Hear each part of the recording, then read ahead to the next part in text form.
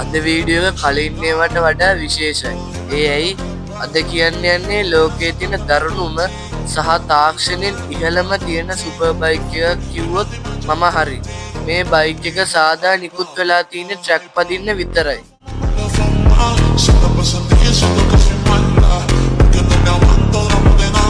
මේ බයික් එකේ හදවත වන්නේ 1000cc සිලින්ඩර් 4 එන්ජිමක්. මේකේ විශේෂම දේ තමයි BMW ලගේ shift cam ටෙක්නොලොජි එක. මේ තාක්ෂණය නිසා අඩු RPM වලදී බයික් එක ස්මූත් පදින්නත් වැඩි RPM වලදී ට්‍රැක් පදින්නත් උපරිම බලයක් ලබා දෙන්න පුළුවන්. මේ එන්ජිමේ අශ්වබල 210ක දැවැන්ත බලයක් වගේම නිව්ටන් මීටර්ස් 113ක ටෝක් එකක් ලබා දෙනවා.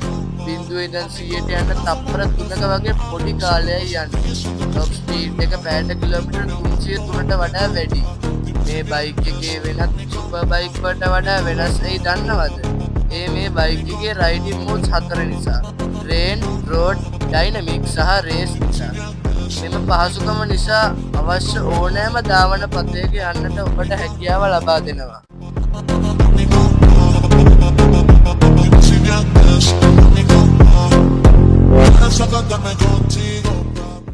ඉතින් යාළුවනේ ඔයගොල්ලෝ මේ BMW S1000RR බයික් එක ගැන මොනවද හිතන්නේ? ඔයාලා මේ chance එක ආවොත් මේ බයික් එක ගන්න හිතනවද?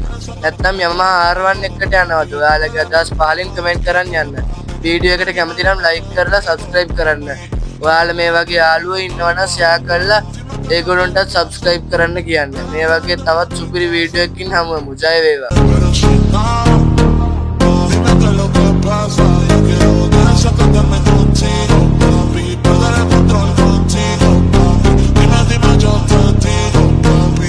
Ay papi, ay papi.